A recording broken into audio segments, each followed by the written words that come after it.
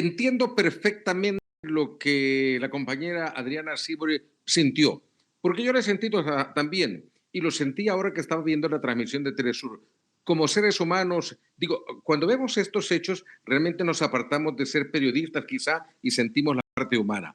Y así, esa alegría y ese entusiasmo, lo que sentía Adriana esta tarde también lo sentía yo cuando veía las imágenes en Telesur. Porque desde muy temprano te cuento y les cuento a los amigos que nos ven en todo el mundo, nos desplazamos porque aquí se ha manejado con total hermetismo esta situación. Desde ayer andaba algún rumor, yo lo comentaba con las designaciones en Telesur y ya estábamos atentos. Ahora el rumor crecía y a mí una fuente me confirmó desde muy temprano que sí, en efecto, se había dado el traslado, el movimiento en horas de la madrugada, así que nos movimos a la zona del Aeropuerto Internacional El Salvador. Ahí justamente quienes cubrimos realmente éramos la prensa internacional, las agencias internacionales de noticias y un par de cadenas internacionales, éramos quienes andábamos ahí, vimos muy poco movimiento, pero al final sí logramos comprobar y ver y ser testigos de que a la 1 de la tarde con 27 minutos salió ese avión, el primer avión rumbo a Venezuela, y luego a la 1 de la tarde con 50 minutos salió la segunda aeronave. Inmediatamente, pues el gobierno de este país, a través de la cuenta de Twitter del presidente Bukele, confirmaba esta situación.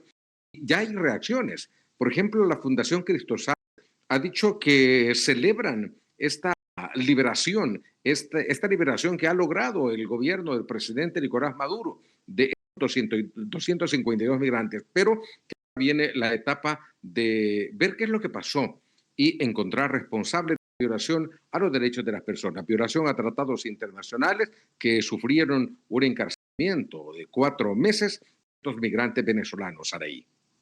Roberto, quiero rememorar lo que nos has venido contando en estos últimos meses. De hecho, ayer nos enviabas un material, como bien decías, lo hemos presentado en nuestra edición central, donde recontabas lo que había sucedido en estos más de 100 días. Sin embargo, quiero hacer acentuación en todas aquellas acciones que se mostraron a favor de los hermanos migrantes venezolanos, acciones ciudadanas de organizaciones sociales, además del ámbito legal, del cual seguramente nos darás detalles, cómo también esto ha propiciado que se conozca ante el mundo la violación directa a los derechos humanos y de esa manera también mostrar que no hablamos de un proceso de, digamos, de fractura entre los pueblos, sino entre un gobierno que no respeta los derechos humanos y que decidió jugar a un bando que buscaba completamente atacar a Venezuela. Me refiero a esto porque es necesario destacar que gran parte del pueblo de Salvador también se pronunció a favor de los venezolanos porque conocen en carne propia qué es vivir sin sus hijos, sin conocer en qué condiciones se encuentran precisamente al proceso que ahora mismo vive El Salvador con el estado de excepción.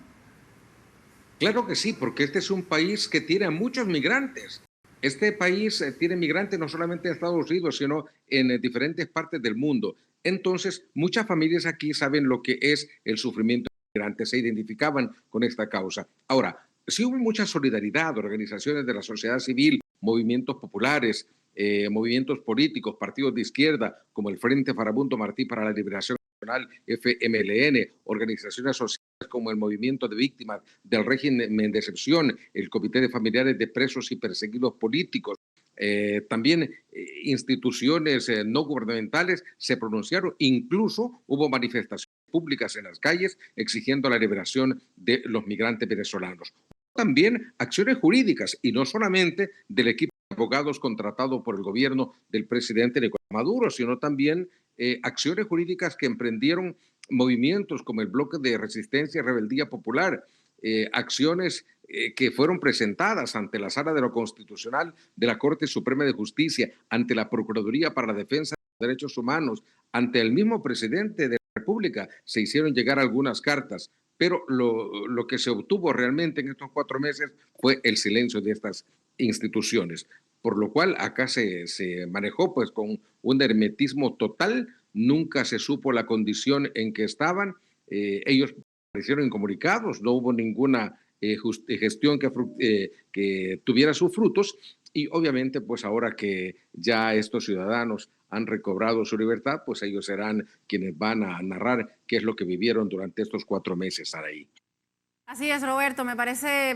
muy clarificador lo que nos cuentas porque también forma parte de un proceso que se ha ampliado, que no solamente se ha defendido desde el suelo venezolano, sino también que ha logrado obtener voces en otras partes del mundo donde también se dieron a conocer movilizaciones para llevar adelante este proceso de defensa. Quiero hablar específicamente, Roberto, aprovechar que conoces muy bien cómo funciona la legislación en el país, en El Salvador, y conoces además cómo ha sido el comportamiento en estos meses del presidente Nayib Bukele, quien ha utilizado las redes sociales también para directamente atacar al gobierno de Venezuela, al pueblo de Venezuela y continuar esta política de criminalización contra los migrantes sin tener ningún conocimiento de la historia de cada uno de los 252 migrantes que ahora vemos acá pues descender de la aeronave, la segunda aeronave. Se daba el privilegio, el lujo de comentar, de atacar, de ofender a través de las plataformas digitales, como si fuera ese su labor, como si fuera esa su función,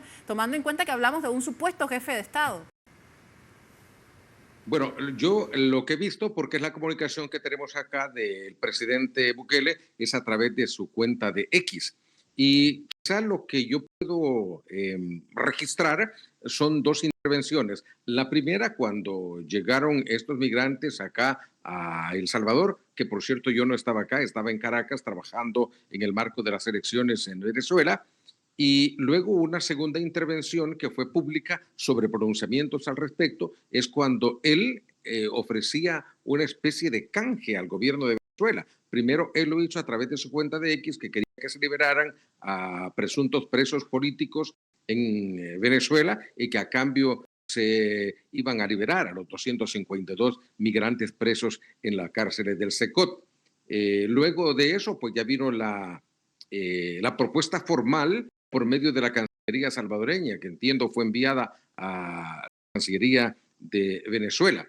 Básicamente, esas fueron quizás los dos momentos en que el presidente como tal se refirió a los migrantes venezolanos. Luego no hubo ninguna información al respecto, no se supo nada, no hubo ningún pronunciamiento. Lo que estuvo en el debate fue luego el caso del migrante salvadoreño Kilman Ábrego. Pero básicamente no se habló de los venezolanos, no se habló de los migrantes. Quienes hablaban eran las organizaciones no gubernamentales, quienes hablaban eran el equipo de abogados, que estaban constantemente reclamando, pidiendo que se